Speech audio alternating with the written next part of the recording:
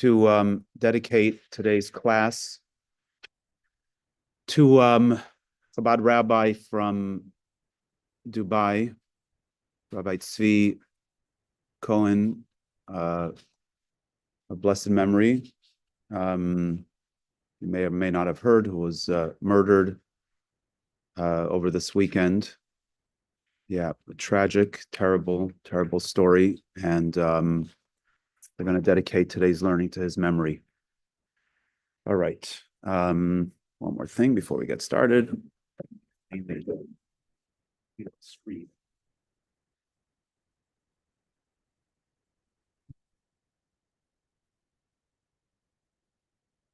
Morning, Nina.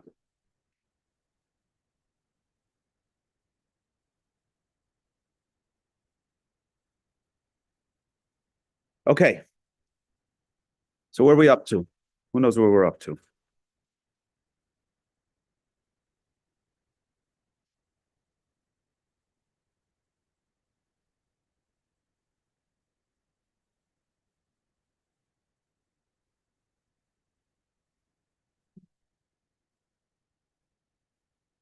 Okay, we're on page 16. So let's just kind of remind everybody where we're up to. For the newcomers, every class kind of stands alone, even if it's interconnected. We have people that come in and come out. Cheers. Am I looking at you, you ask, huh?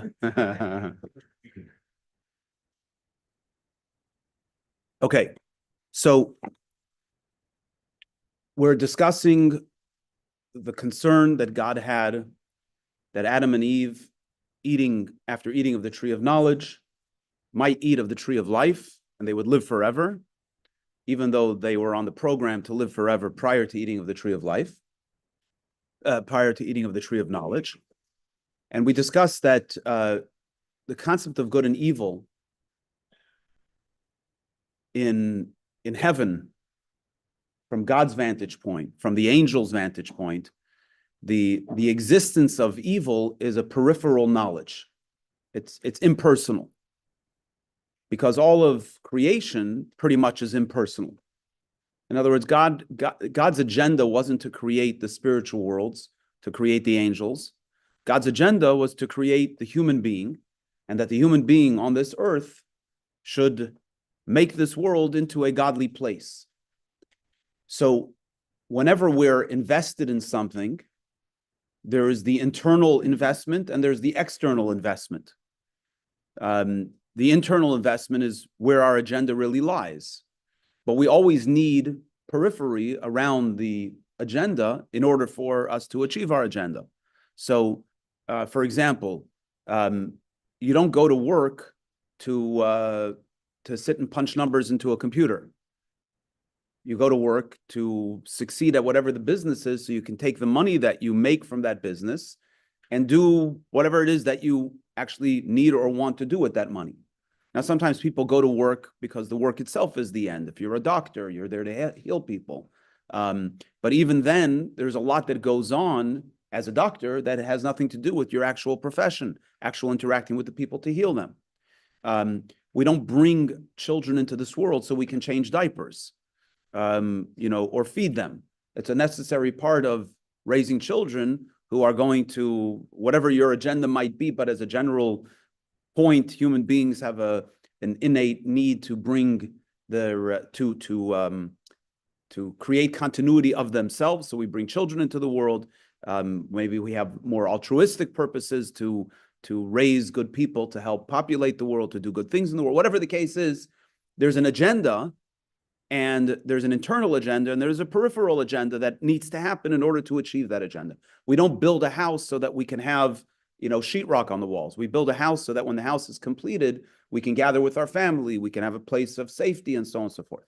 So God didn't create the world for the angels. He didn't even create it for this physical reality. He created it specifically for the human being, and the purpose that the human being was placed upon this earth to make the world into a godly place. So therefore, everything except for the human being's experience of existence and of life and relationship with God is peripheral.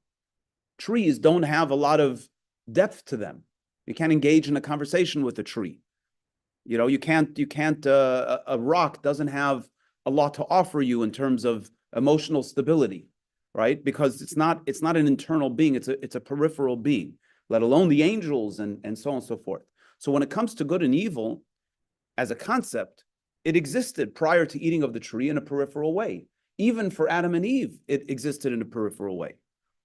The problem was that once Adam and Eve ate of the tree, so now it became a personal experience. Because people, when they engage in anything, it always is personal. We mentioned the body keeps the score, right? Nothing just happens to a person. Everything that we interact with has a lasting impact. Sometimes you meet someone after many years and they tell you, remember when such and such happened? And you say, no, I don't remember, right? It was something that happened passing for you, but for them it was an internal experience, right? The truth is, even for us, it was an internal experience. We're just not necessarily conscious of it. So nothing happens passively for a person. There's always an effect, whatever it is that we engage in. So when Adam and Eve ate of the tree, now the evil was now disseminated within them and within their environment. So what was the concern? The concern was that now they were going to eat of the tree of life. And what we discussed was that the tree of life represents a dimension of the divine that transcends good and evil.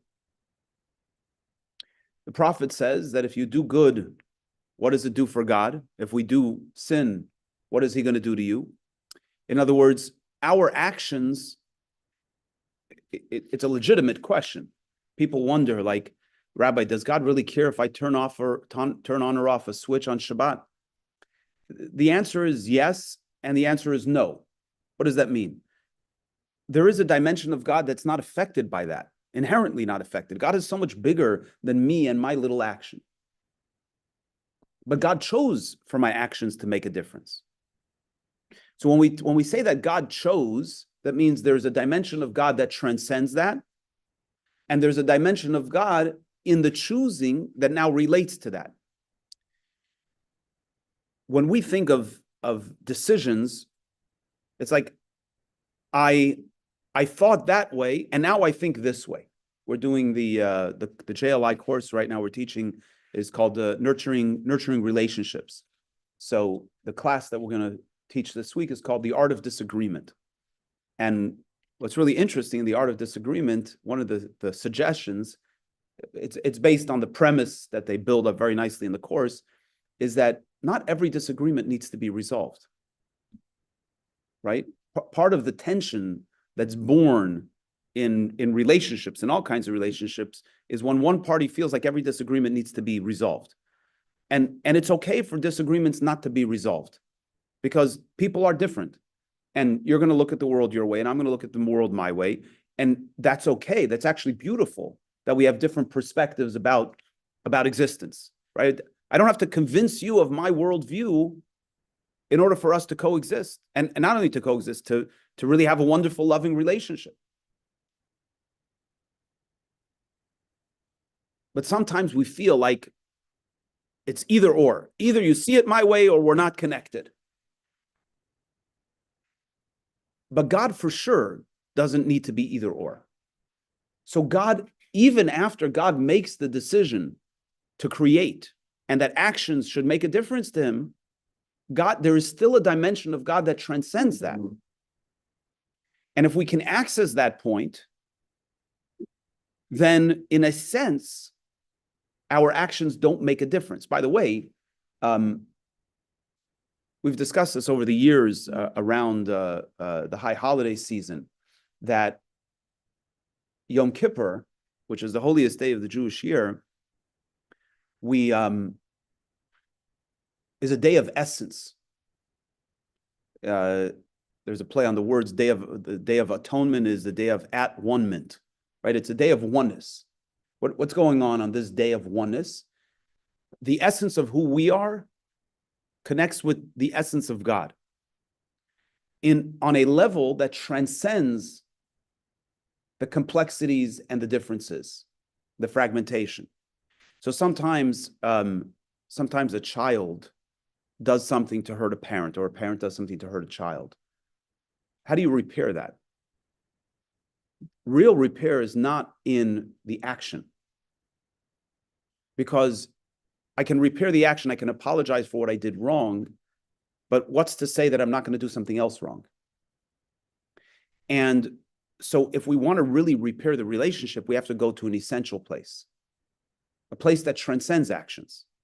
We are inherently connected. Again, it doesn't mean on a surface level that one should tolerate living with a person who's constantly hurting them. But most people are not out to hurt people. They just sometimes hurt people, right? But our connection is a deeper one than that. We're connected on a more essential level. When we can plug into that essential level, then that's where real healing comes, because it transcends the fragmentation. So that's all to say, to bring us back to this point here, that our connection with God is inherently a transcendent one. God lowers himself, so to speak, in his choosing to create a world that has fragmentation, and in that space, our choices and the things that we do have relevance. So when Adam and Eve eat of the tree of knowledge, they bring evil into their consciousness. Now it's a struggle. And if they eat of the tree of life, which transcends all of that, then the evil doesn't make a difference. It has no impact anymore, because they're now plugged into a place that transcends that fragmentation. And the problem with that is then not only do they live forever, but the evil that's now integrated into them also lives forever. Now, essentially, God wanted that Adam and Eve shouldn't do that. They shouldn't eat of the tree. God wanted that their connection should be a transcendent one. And as we've discussed, that's really libelous, because God actually had an agenda ultimately, because the world as we know it wouldn't exist had they not eaten of the tree. But fundamentally, at least on the surface layer, per our discussion earlier, right, on the surface layer, God didn't want them to eat of the tree. Why didn't God want them to eat of the tree? Because look at us. Look at our lives. We live in a perpetual state of struggle. And what is our struggle? Our struggle is not between good and good. Our struggle is between good and evil, or more softly said, it's a struggle between idealism, altruism, and ego. It's a struggle between the spiritual and the material. I mean, think about any struggle you have, whether it's a relationship struggle, a financial struggle, a health struggle, which is really the primary areas of our lives. Any struggle it could be a very minor one. Any tension that you experienced in the last week or today even, what is that tension? It's a tension between the soul and the body. And it's a difficult struggle that we don't always succeed at. Oftentimes we don't. So essentially, God said, I don't want you to struggle with that. I want you to live in this kind of quasi-spiritual material world where you only see the goodness and you live in a perpetual state of spiritual connection. Because God didn't want us to have to struggle. But ultimately, Adam and Eve ate of the tree, and therefore they integrated the evil into their consciousness. And now they can't separate completely the good from the evil. We can't separate the soul from the body or the body from the soul. So now God is concerned they're going to eat of the tree of life and give eternity to the evil as well, and then we'll never be able to overcome the struggle. So that's where we kind of got up to until now. Any questions or comments, thoughts? When we were talking, a lot of that just kept hitting with ego. So no ego, in other words, I guess that's the whole concept. You say, like, if something happens to upset you, it's your ego that causes the conflict between the other, right? So the ego is what was created from the ego, I guess. Yeah. What I was here to say. Yeah, 100%. Because what is ego? What does ego look like? Like yourself. So you're focused on yourself. You're focused on self. And what is the soul focused on? Focused on God, right? So, well, the soul is always focused on God. The question is if the body schleps the soul, if the body schleps the soul into its experience, the soul then becomes exiled, because the soul always wants to stay connected. Yeah, and if you break it down, however refined you're going to get, you're always going to find that it's always a tension between body and soul, between the spiritual and the material. Any other questions or comments?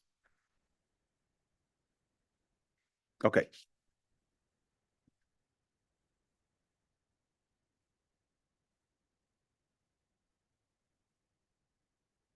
So what we started talking about last time on page 16 is that what we said is that in the Messianic era, death will be removed. Why? Because the spirit of impurity will be removed, meaning there's not going to be an issue of ego anymore. The material is all going to be experienced for its true divine nature. Just like Adam and Eve prior to the sin, when they looked at the material world around them, they saw the divine energy in it. But our job to get to that era is the time of the exile. And throughout the time of exile, our job is to refine the world. Now, what does it mean to refine? Whenever you refine something, you're always separating one thing from the other. You're separating the bad from the good, the sediment from the quality liquid, and so on and so forth. To your point, Scott, when our ego gets in the way, we're no longer discerning. Discernment creates separation. When you can look at something, look at an experience, and you can say, the way I am feeling about this experience is my ego, I can create that discernment, or the way I'm looking at it is my soul. It could be legitimately your soul. But if you're feeling uncomfortable with the situation and you are able to create discernment within yourself, so then what you're doing within yourself and within the experience is separating the bad from the good. You're separating the material from the spiritual. You're separating the ugly from the beautiful.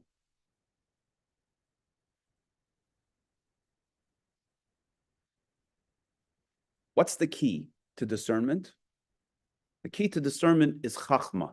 Chachma, which is the first of the 10 sephiros, or in simple English terms, it's the intellect.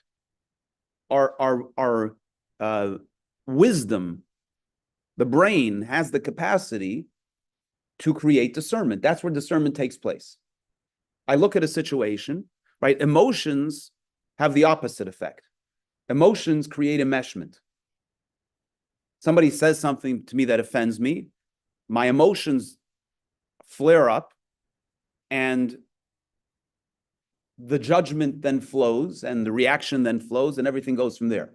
What do I need to do to create discernment? My brain needs to get into the conversation. My brain needs to say, whoa, take a breath. What did that person really mean? What did you hear? What do you think their intentions were? Et cetera, et cetera. Begin a conversation with yourself. And as that conversation evolves in your own head, then your heart calms down and you're able to separate within yourself and within the experience one from the other, the good from the bad. And this is a passage that he quotes here on page 16 from the Zohar. The Zohar says, "Bechachma is beriru," that with chachma, everything becomes refined. Which is also why chachma, the first of the 10 sephirus, is called din, judgment. And he's going to launch for a few moments into a Kabbalistic idea. So he says like this, we'll read in the text and then explain. On the bottom of 16. That's why chachma is called judgment.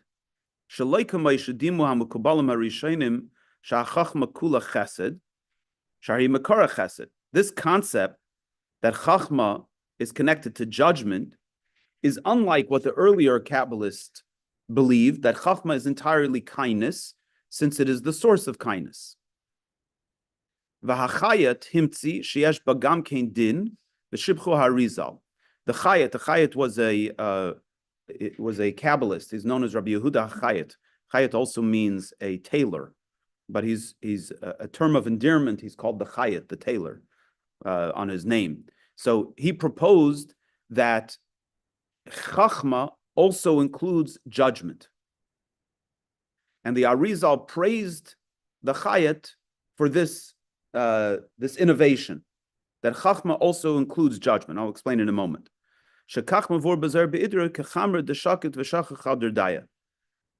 Like fine wine settles on its dregs, that's how Chachma settles in its place. So what does this mean? He says like this, that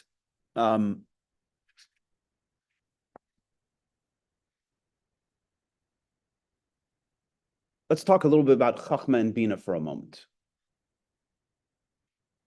In the creative process, Chachma is the spark of innovation.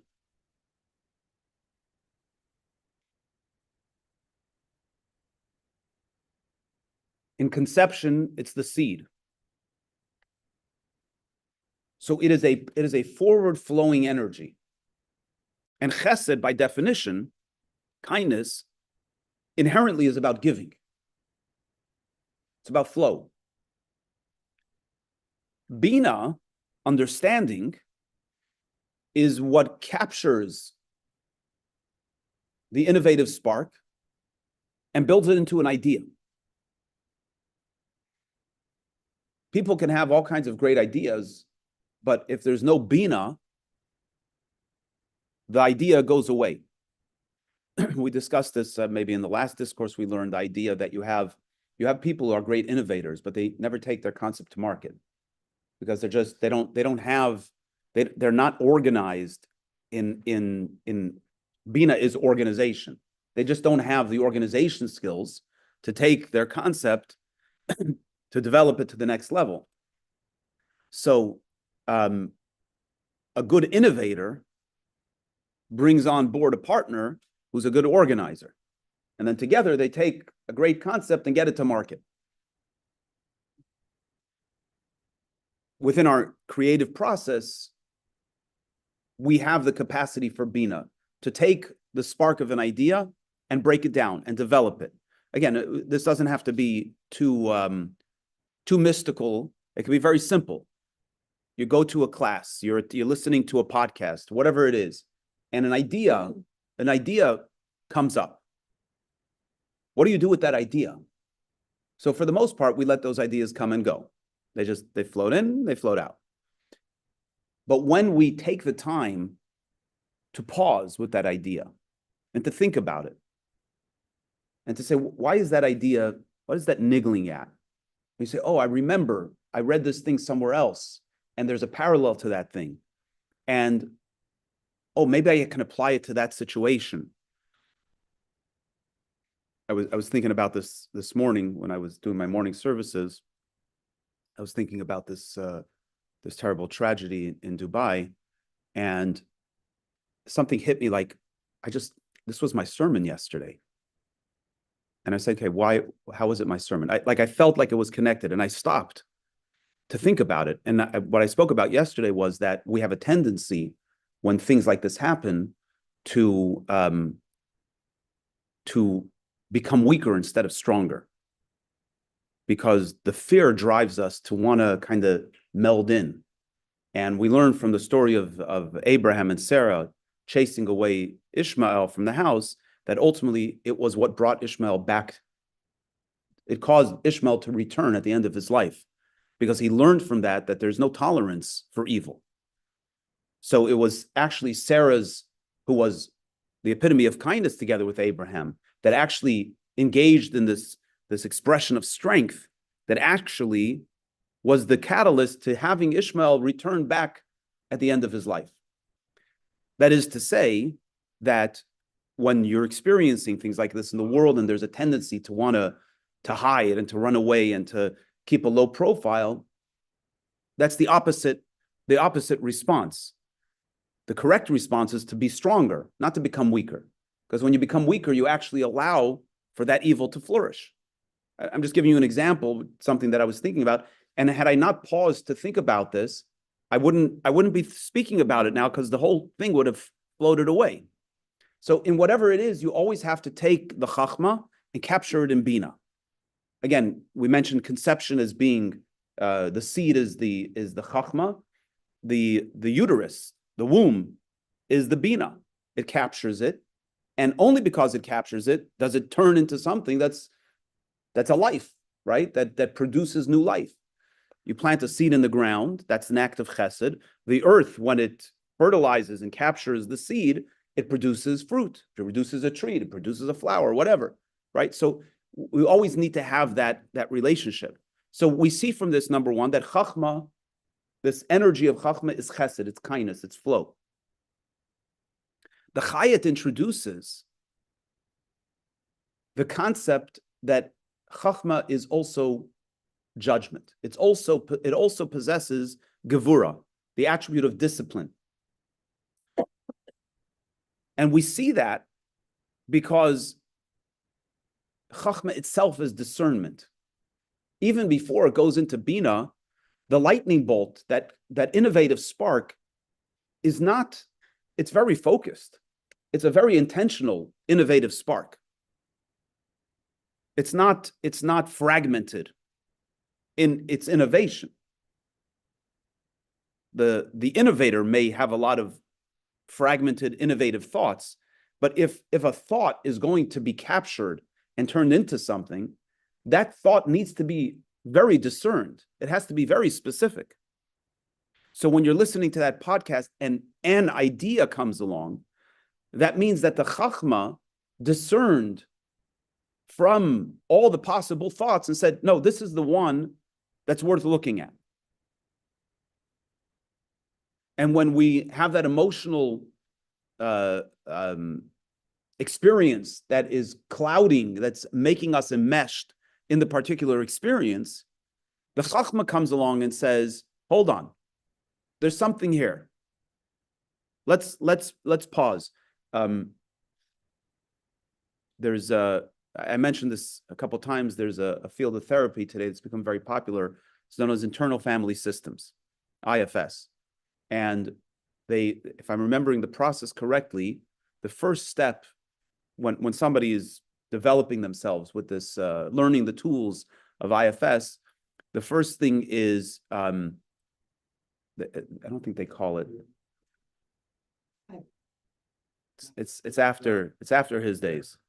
Verifying, trust and verify. Trust but verify. Well, it's not going to go out of this room, okay? I think it's called discernment and then U-turn. I think that's what they call it. The idea is that when emotions bubble up, the first thing you have to do is create separation within yourself. It's to recognize that I'm not one-dimensional.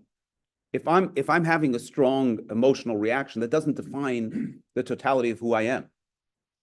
It's a part of me that's having this reaction. But there are plenty of other parts of me that are not having that reaction. Whoa, okay, if I can create that separation, if I can create that discernment, then I'm not compelled to respond just the way this part is feeling. I can choose to respond the way other parts are feeling. Right? This makes sense. It's a very simple idea. Just because I'm having this strong reaction, and the nature of emotions is that when emotions bubble up, they take us over. I mean, they completely consume us. They wash over us. But we're not defined by our emotions. We're defined by our intellect. That's what makes the human being. So Chachma comes along and says, whoa, slow down. That's just a part of you. Now let's figure out which part of you it is. Let's understand why you're getting triggered. Let's decide how to respond to this. But that's Chachma coming along and saying, there's discernment here. So even though Chachma is an energy, it's an energy of flow, but it's also the quality of discernment. So it creates separation.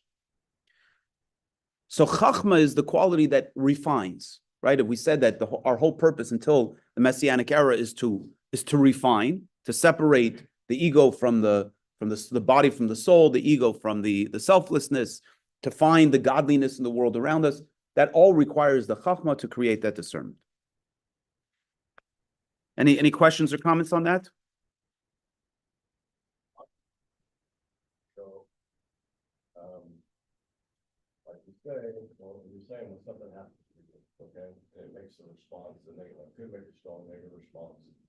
But at that time, if you say to yourself, there's a good message for you here, and you look at it that way, that's really what you're saying. Yeah.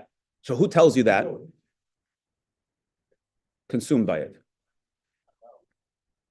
Something here for me to go by. There's a reason why this is happening. I mean, it's difficult, with no reason, but if you're able to convince yourself that there is, it's just in the essence of faith, really. Well, no, I would say it's not faith, it's intellect. You say you convince yourself, right? That's your brain talking to you. That's the work. Yeah. Yeah.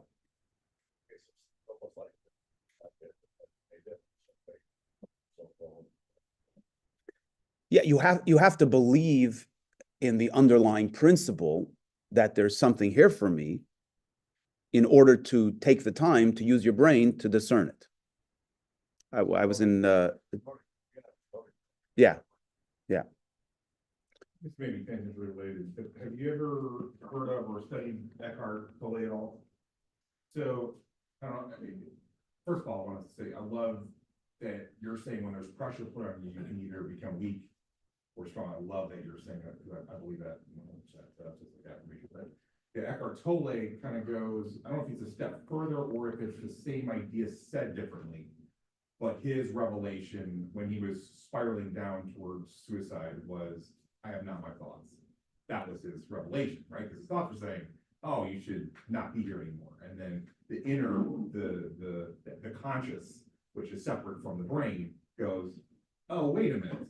There's two voices in here. Mm-hmm. And he started being able to say, I am not my thoughts, which is a hard thing to do at first, because we believe whatever our thoughts tell us, that's the essence of who we are. And he's like, oh, no, there's actually a deeper, the core of you. Right. And when you train that, you can step back and watch your thoughts say whatever they want to say.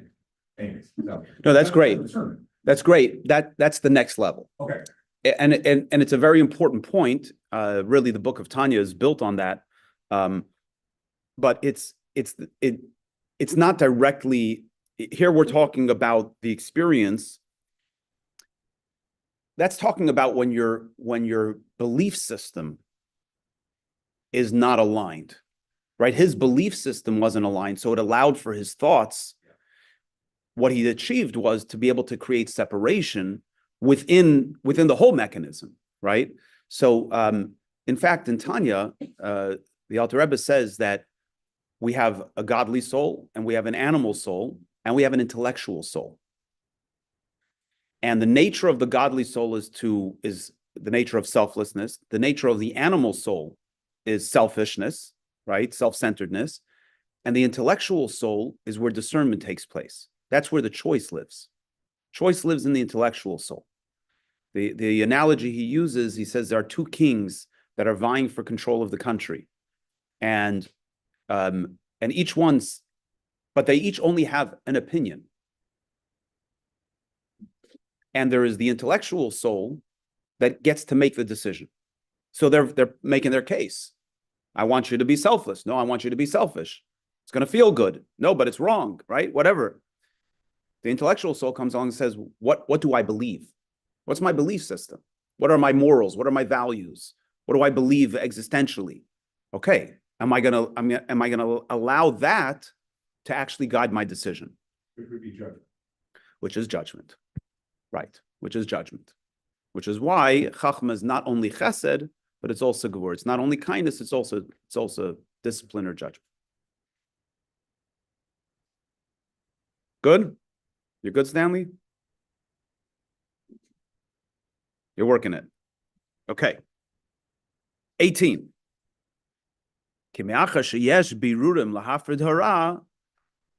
Being that there are things that require refinement, and the Chachma is the one that's doing the refinement, so therefore the conclusion is that Chachma contains the quality of gevurah, of discipline or discernment. Regarding this, it says in the verse in Psalms, Ashrei hagever asher tiyasrenu yudke.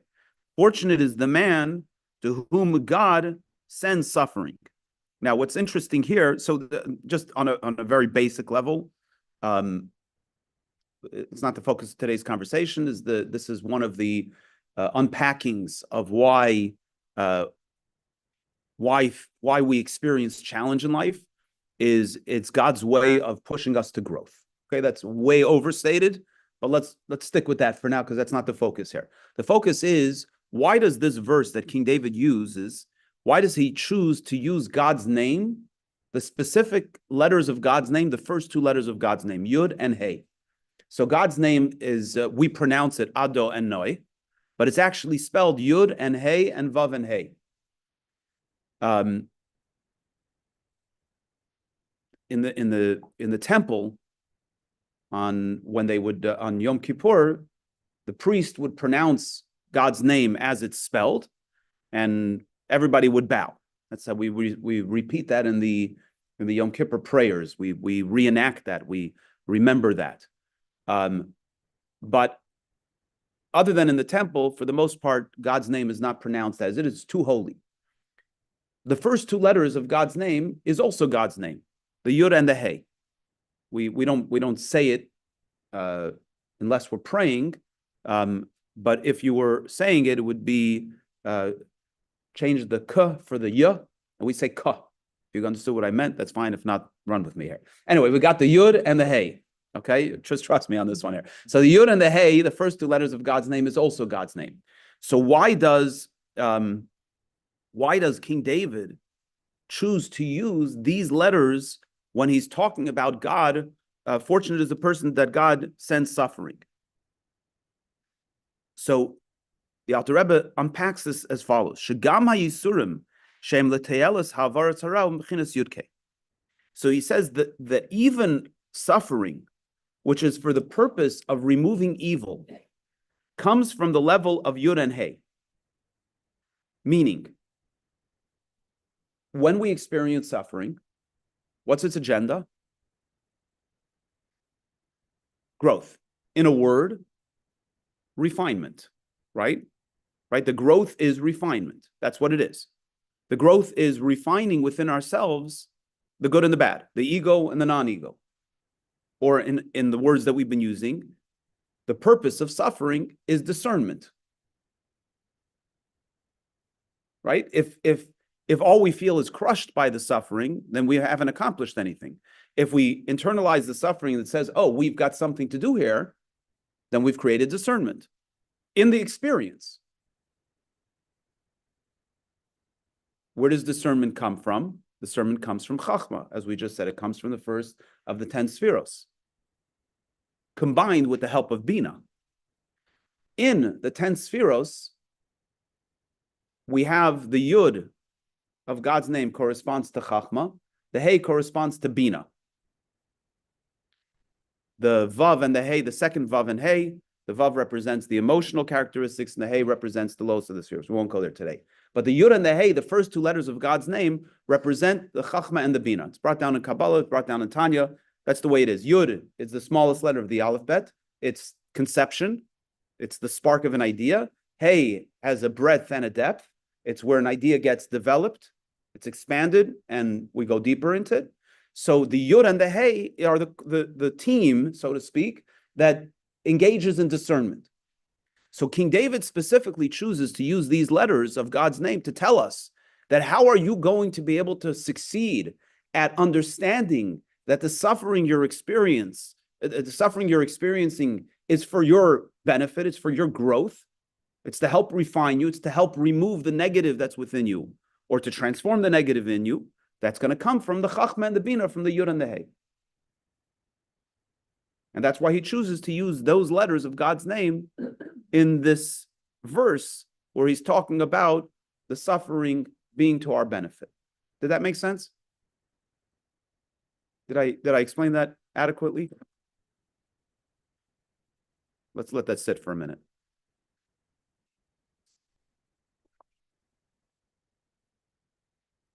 That is the purpose of the grace in people, though, right? The reason for what? I'm sorry? That's the positive light on the concept of evil, right? Because if you didn't have evil, you wouldn't have a way to go to transform. We don't have contrast. Yeah. I take a positive perspective of life. Like, well, we got all of this down. Yeah. Without them,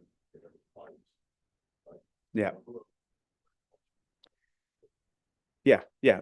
That's fundamentally the answer to why bad things happen to good people.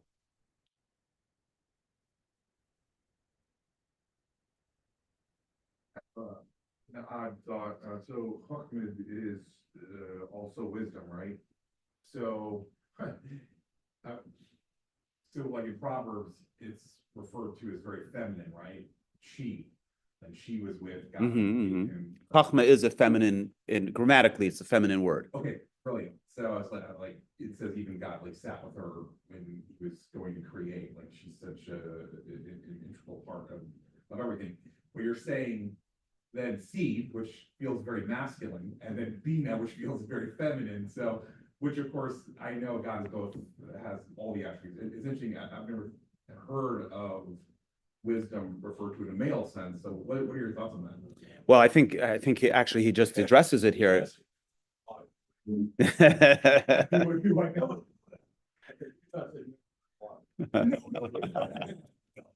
My wife would agree with that, but no, I'm just wrestling with the male female interplay. So I think he actually, as a general principle, would you say that men are kindness or disciplined, or more disciplined, right? And would you say women are more kindness and more disciplined? So what we said here is that at first glance, chachma seems to be kindness, but the Chayat introduces that it's actually gevura, it's actually discipline. It has both. And you would also see, if you look at it from the feminine element, right?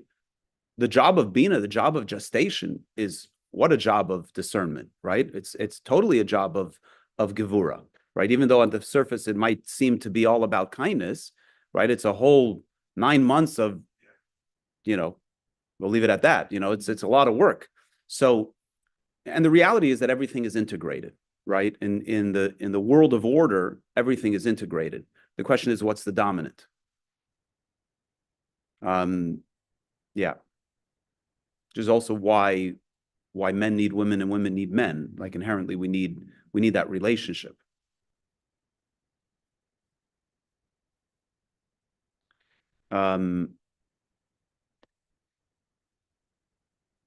It's actually trying to think where there's it's coming up soon. No, it's not coming up soon. There's a whole discussion where the Alter Rebbe says that actually the real nature of men is kindness, and the real nature of women is discipline. Mm-hmm. But in everything in this world is in its inverse. So that's why it shows up as the opposite. And he associates it with a verse in Parshas Tazria. It says that a isha kisazria, when a woman will give forth seed, the yalda zachar shall give birth to a male. That's how the verse talks. It's talking about, later on it talks about when a woman gives birth to a female, different laws surrounding the amount of days till she needs to bring a sacrifice and so on. But the Talmud says, I don't know if this has a physical counterpart, but the Talmud says, we read that verse, when a woman gives first, when she's the first one to give forth the seed, as opposed to the male, then the child is then the child is a male. And if the man gives forth the seed first, and then the woman, then the child is a female. So if you look at it like this, so you have the woman who is truly disciplined, gives forth the seed first. The male who comes second, gives the kindness. The offspring is going to be the earthly version of discipline. And in its inverse, it's the opposite.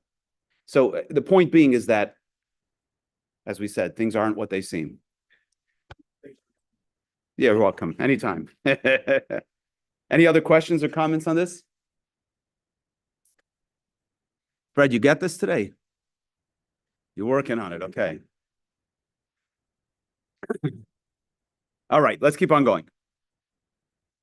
Bottom of 18. We're going to dig in for a little bit to the idea of suffering. As it's known that suffering is for the purpose of separating out the evil. Ki haklipas nimshalim la luka. Klipa, which we'll talk about in a second, is likened to a leech. Shekeshemaitzes dam azay miad mesa. A leech, when it sucks blood, it immediately dies. And this is the meaning of what's written in Ecclesiastes. In Proverbs. And the leech has two children, referring to the two types of klipa, which the verse compares to leeches. So let's explain a little bit what this means. Now let's go a little further. We'll come back. We're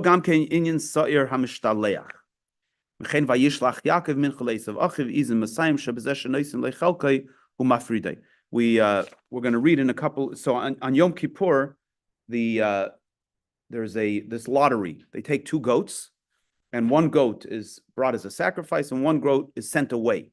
So what's the idea of sending away? Again, it's a metaphor for sending away the sins. You've served your purpose, move on, send away. Or we find in a couple of weeks we're going to read how after Jacob, it's a vayishlach. Yeah, in 2 weeks.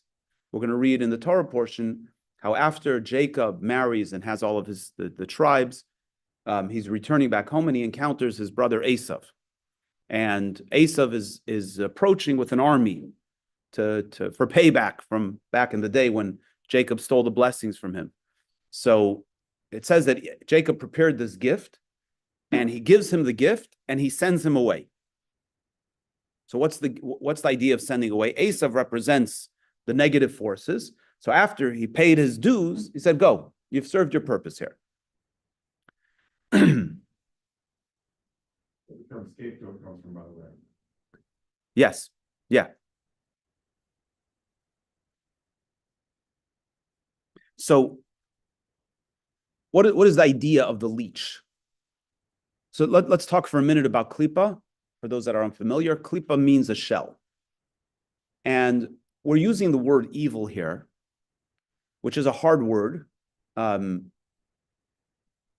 it's a evil. Bad sounds better. It's not so severe. But evil is the absolute absence of anything good, which means that evil needs to be removed. It needs to be eradicated. There are other elements of the absence of good that can be transformed.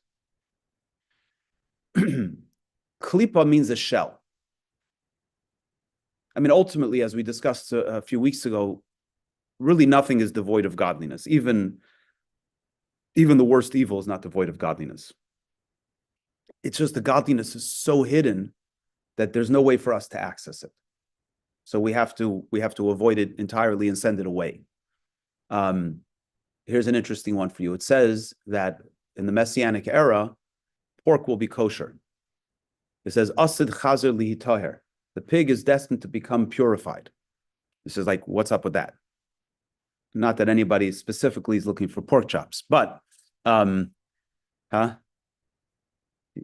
know the story. The rabbi goes home after services and he passes by the restaurant and he sees the president of the synagogue is sitting there at the table with some buddies, and just as the rabbi passes by, the waiter comes out with a cute little pig with an apple in the mouth and everything, and the rabbi looks, oh my gosh, the president of the synagogue after services.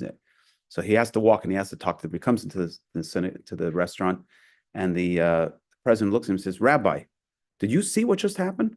Did you see? They brought this out to me, this pig. You saw it? You were watching the whole time? He says, yes, I was watching the whole time. He says, well, then it's under rabbinic supervision. Anyway, so why something wrong with a pig? They raise pig today in very clean environments. Like it's easy to say, oh, it's unclean.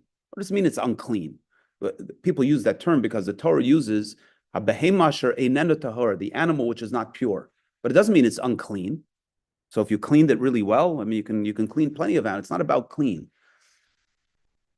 In Hebrew, something that is prohibited is called asur, and something that's permitted is called mutar. Asur means tied up. Mutar means untied. The difference between something that is permissible and is forbidden is whether we can access the godliness that's within it. There's always godliness in everything. But when it's prohibited, it's tied up. The godliness is tied up. When it's permitted, it means it's untied, it's accessible. Simple as that. So the nature of the times within which we live is that the godliness that's in a pig is not accessible. It's tied up. But in the Messianic era, when the shell that hides the godliness is going to become more opaque, we'll be able to access. Where's that verse? It's a passage in the Talmud. We'll be able to access the godliness that's within it itself. So the shell, klipa, the shell, what's the job of the shell? The job of the shell is to hide the godliness. There are some shells that hide the godliness to the point where we can absolutely not access it, like in the case of a pig. And then there are shells that are there just to kind of create the challenge for us to be able to uncover it. Meaning, a kosher cup of coffee is also a shell because it's a cup of coffee. I'm not looking and seeing godly light shining forth. But with my power of discernment, I can say, whoa, this is not just a cup of coffee. There's a divine energy that's energizing this. How do I access the divine energy that's within it? I make a blessing. I drink it with intention. Suddenly, this becomes a godly event. When I go to work, for the most part, if you're doing a job that's an honest, legitimate job, it's got a shell on it because you got to go to work. You got to do stuff that's not godly per se. But if you have intention and you deal honestly and you utilize the earnings to do good in the world and provide for your family and so on and so forth, suddenly the shell is exposed. You see the godliness that's within it. It becomes a godly event. You can't do that when you murder someone. You can't do that when you steal from someone. You can't do that when you eat something that's not kosher. The godly light doesn't become accessible just because you decided to murder someone with heavenly intent.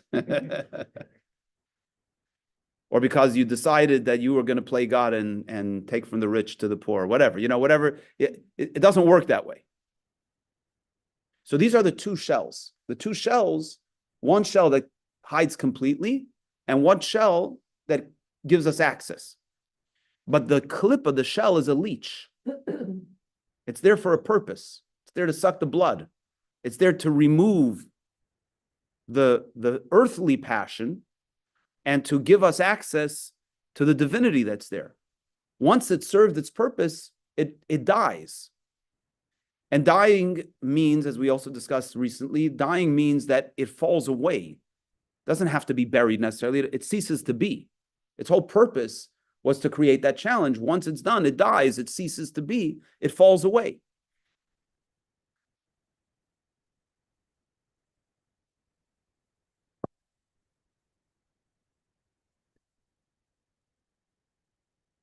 So the purpose of suffering is for us to be able to create that discernment, to allow for the negative that needs to be cleaned up, and then it moves away.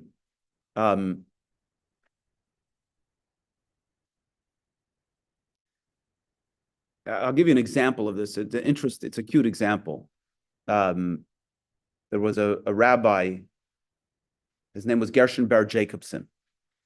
Gershon Ber Jacobson was the owner and publisher of a Yiddish paper called the Allgemeiner Journal. You may have heard of Rabbi Yossi Jacobson. He had 3 sons, I think.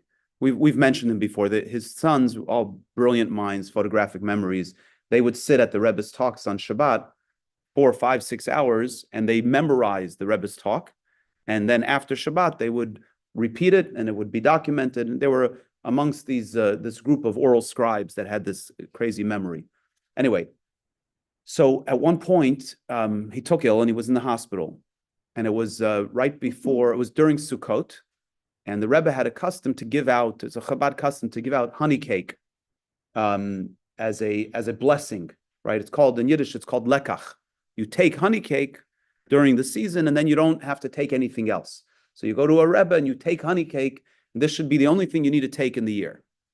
So the Gershon Ber's son went by the Rebbe to receive the honey cake. And when he comes by the Rebbe, he says, "Can I have a blessing for my father who's in the hospital?" So here's what the Rebbe said to him. The Rebbe gave him another piece of cake, and the Rebbe said to him, "Tell your father that he should finish his job that he was sent to the hospital for so he can go home."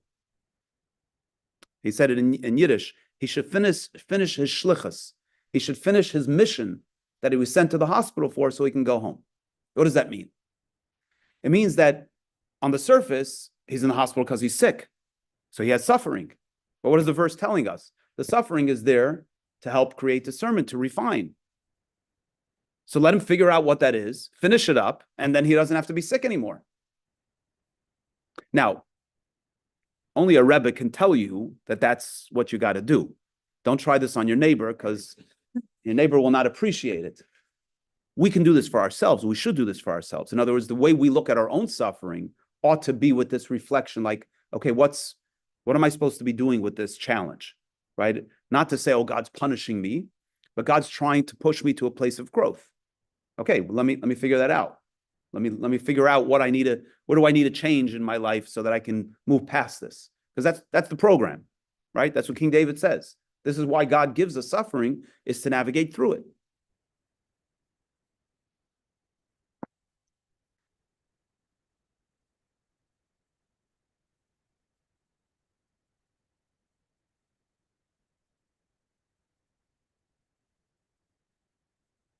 So let's just finish 19.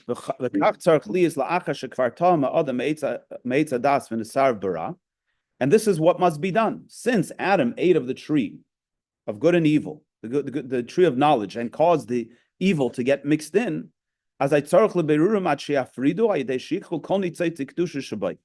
now there's a necessity for this process of refining until we're able to separate out the negative and removing all the sparks of holiness that exist there.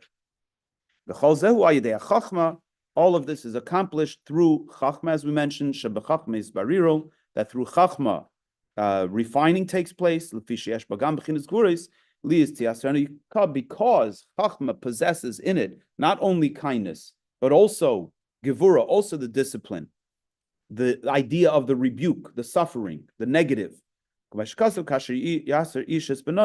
Just as a man rebukes his son, so too God rebukes you, meaning that God sends this to us in order to help us create this refining. Okay, so we're going to stop here and dig deeper next week. Any questions or comments?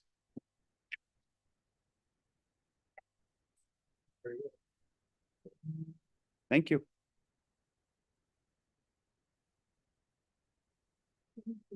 You're welcome. You're welcome. Thanksgiving, everybody around next weekend? Mostly? Okay.